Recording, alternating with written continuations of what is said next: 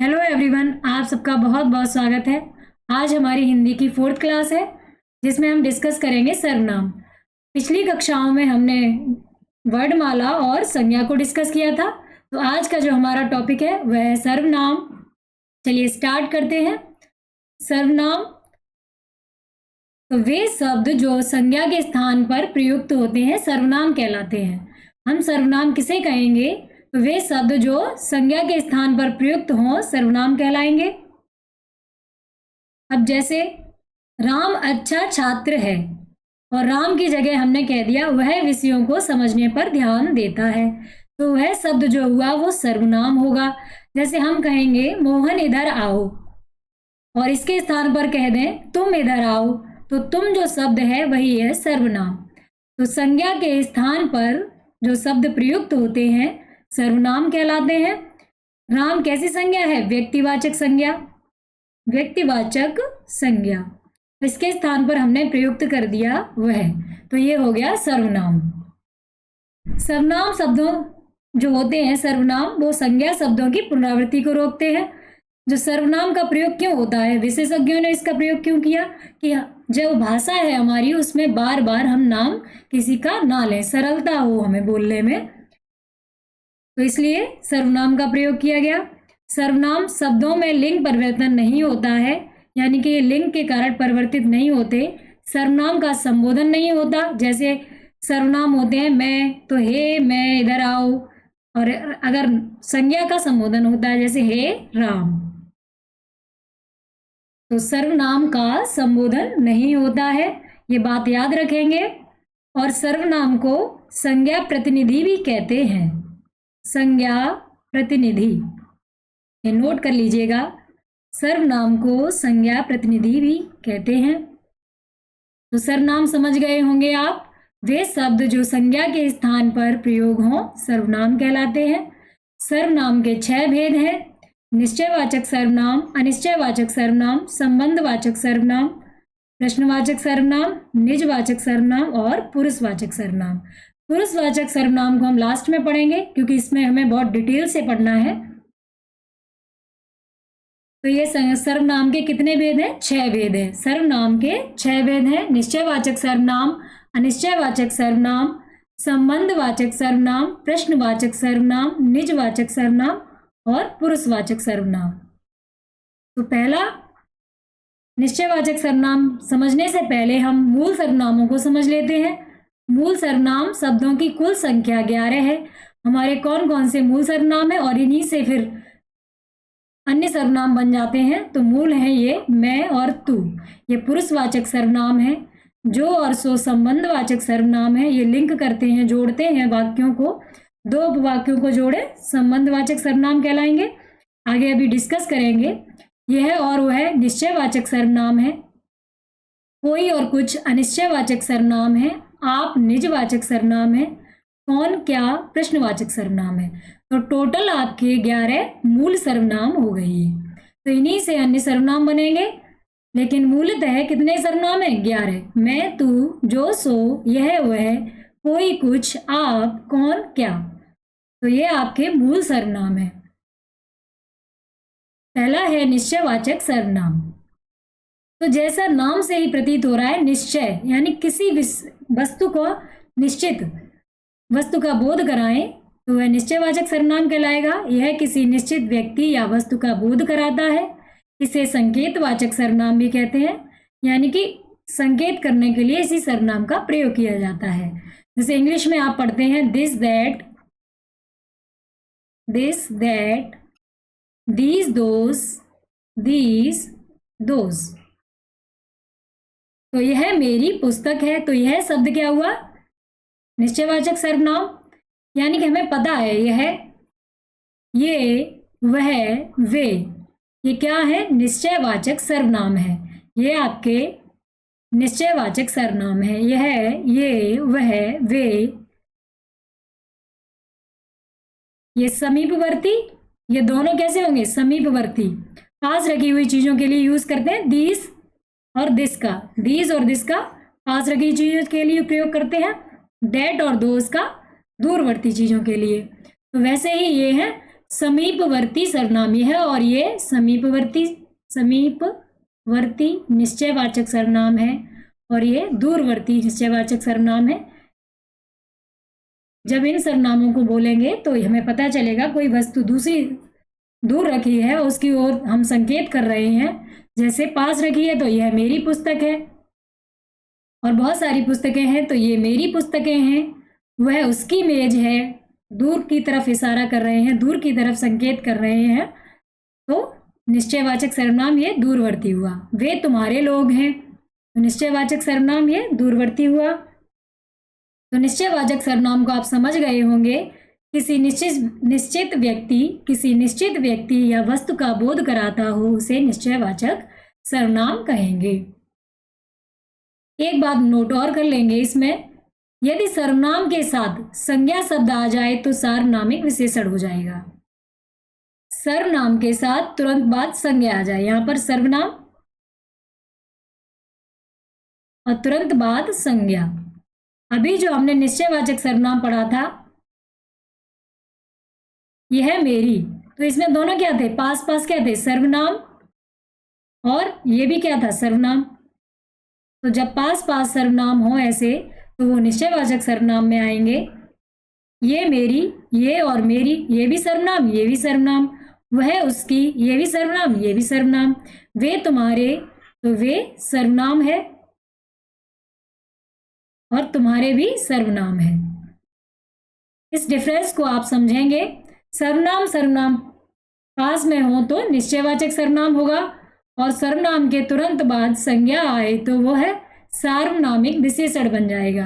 या आप जब विशेषण पढ़ेंगे तो इसको डिटेल में पढ़ेंगे, यहाँ से समझ लीजिएगा सार्वनामिक विशेषण और निश्चयवाचक सर्वनाम का अंतर।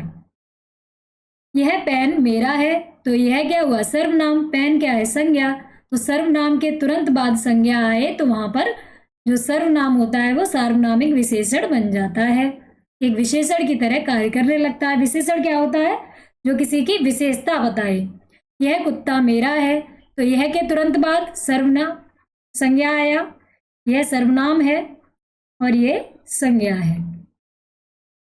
और इस वाले हम एग्जाम्पल में देखेंगे, आप खुद बताएंगे ये सार्वनामिक विशेषण है या निश्चयवाचक सर्वनाम है। यह क्या है, सर्वनाम,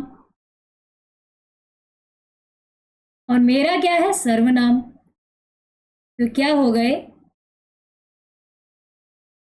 तो सर्वनाम पास में है तो निश्चयवाचक सर्वनाम, निश्चयवाचक सर्वनाम होगा ये।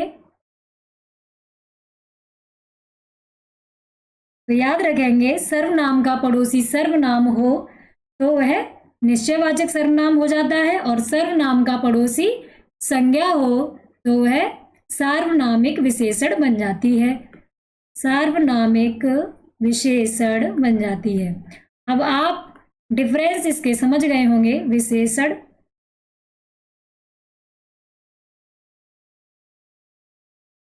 अगला है अनिश्चयवाचक सर्वनाम। तो अनिश्चय से ही पता चल रहा है जो निश्चित नहीं है। यह अनिश्चित वस्तु या व्यक्ति का बोध कराता है। इसमें कोई, कुछ, ये शब्द आएंगे।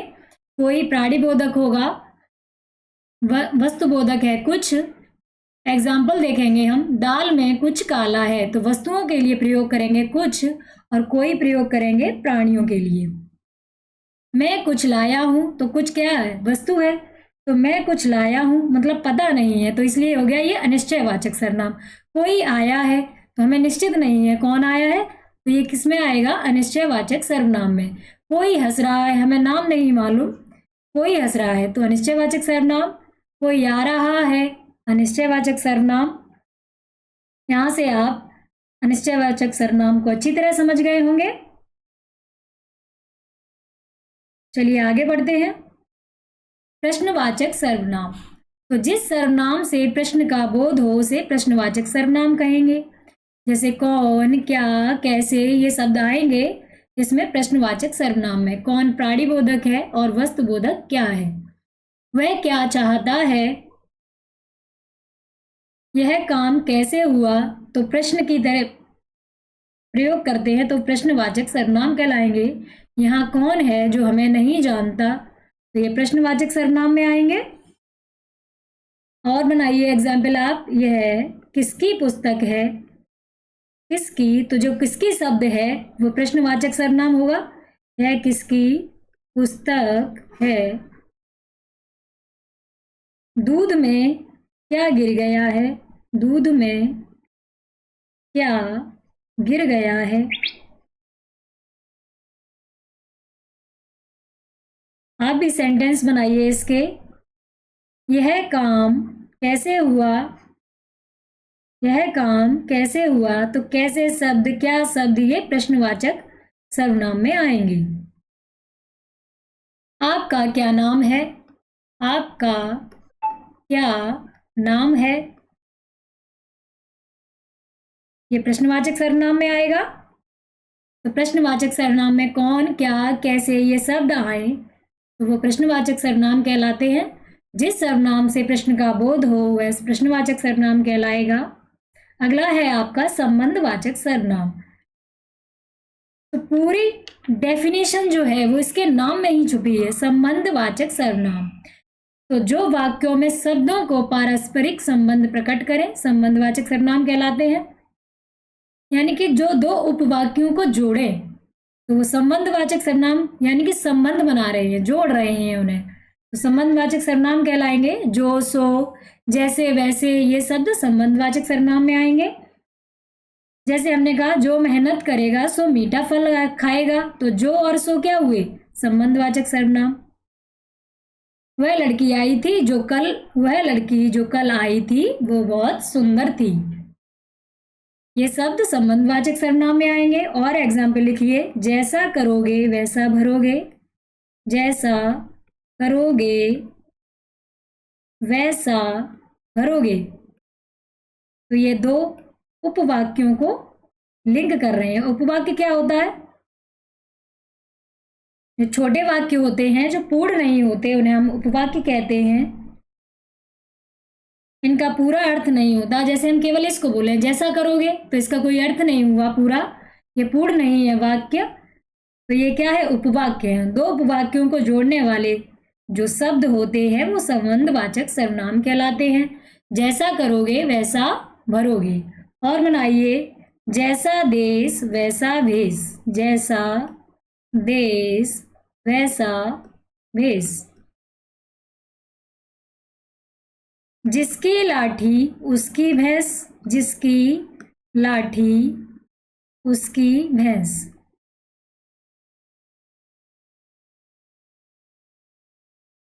तो ये क्या हो गए? आपके संबंधवाचक सर्वनाम। जो सोएगा वो होएगा। ये शब्द आपके जो और सो, जैसा, वैसा, ये शब्द संबंधवाचक सर्वनाम हुए। तो आपको यहां से क्लियर हो गए होंगे संबंधवाचक सर्वनाम। बढ़ते हैं आगे। निजवाचक सर्वनाम। वह जो अपनी ओर संकेत करे निजवाचक सर्वनाम कहलाएंगे। देखिए यहाँ पर इसके शब्द से ही हमें पता चल रहा है निज। निज मतलब अपना। तो अपना शब्द जहां आप शब्द आए वो निजवाचक सर्वनाम कहलाता है। आप, इसमें क्या आएंगे? आप आएगा, स्वयं, इससे बनेंगे आपसे, आपका, आपकी, ये मूल है, मूल सर्वनाम है। और मूल सर्वनाम से बन गए ये अन्य सर्वनाम। आपकी, अपने आप, तो ये निजवाचक सर्वनाम में आएंगे। तो स्वयं, इसमें खुद भी जोड़ लीजिएगा। स्वयं, खुद, अपने आप, आपका, आपकी, ये शब्द निजवाचक सर्वनाम में आएंगे। जो स्वयं के लिए प्रयोग हो, अपनी ही ओर संकेत करें, वो निजवाचक सर्वनाम कहलाएंगे। इनके उदाहरण देख लेते हैं। मैं यह काम आप ही कर लूंगा। आप भले तो जग भला। यह काम उसने अपने आप किया। या मैं, अब यहाँ पर मैं लिखूं, मैं स्वयं लिखूंगी, लिखूंगी। ऐसे ही और बनाइए आप। मैं अपना कार्य स्वयं करता हूँ। मैं अपना कार्य स्वयं करता हूँ।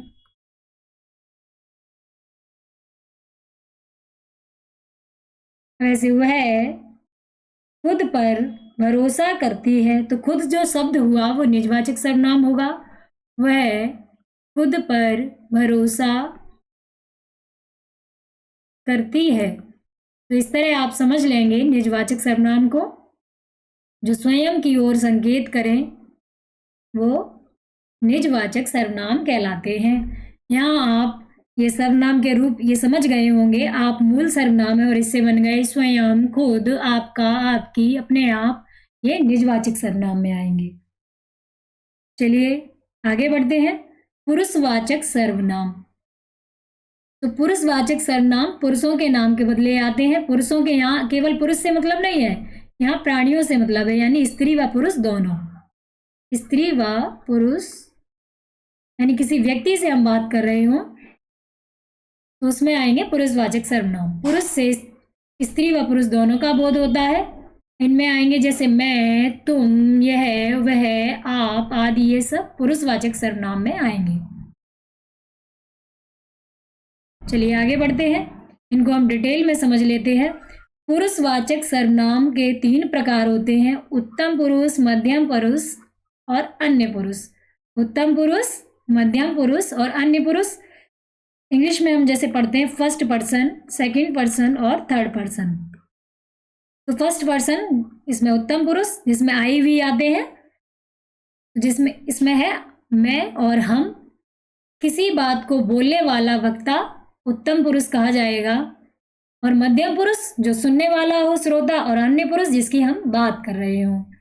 तो उत्तम पुरुष में किसी बात को बोलने वाला वक्ता को उत्तम पुरुष कहा जाता है। जैसे हम बात कर रहे हो तो मैं जो हूँ वो उत्तम पुरुष में है और तुम मध्यम पुरुष में और अन्य पुरुष में जिसकी हम बात कर रहे हो, तीसरे व्यक्ति की जिसकी हम बात कर रहे हो तो वो उत्तम पुरुष में, अन्य पुरुष में आएगा। मध्यम पुरुष सुनने वाले श्रोता को मध्यम पुरुष कहते हैं। जैसे तू, तुम, आप, ये मध्यम पुरुष में आएंगे। तो उत्तम पुरुष आपका वक्ता हुआ, मध्यम पुरुष आपका श्रोता। और जिसके बारे में हम बात कर रहे हैं अन्य, वो अन्य पुरुष में आएगा। जिसके संबंध में बात कही जाए वह अन्य पुरुष कहलाता है। जैसे यह, वह, ये, वे। यहां से आप अच्छी तरह समझ गए होंगे। पुरुषवाचक सर्वनाम 3 प्रकार के होते हैं: उत्तम पुरुष, मध्यम पुरुष और अन्य पुरुष। उत्तम पुरुष में आपके कौन कौन से शब्द आएंगे? मैं और हम। मध्यम पुरुष में तुम, तू और आप। अन्य पुरुष में वह, यह, वे और ये सब आएंगे। क्लास समाप्त करने से पहले हम एक चीज और समझ लेते हैं कि जैसे मूल सर्वनाम थे, मूल सर्वनाम मैं था, इससे अन्य सर्वनाम कैसे बनेंगे? मेरा, मेरी, ये अन्य सर्वनाम बन गए इससे। जैसे हम शब्द है, हमसे क्या बनेगा? हमारा, हमारी। जैसे आप हुआ, आपका हमने अभी बताया था, आपका, आपकी। इस तरह बनेंगे।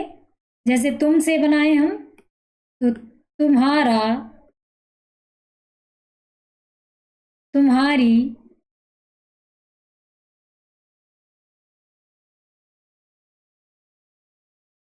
ये तू से बना था तुम।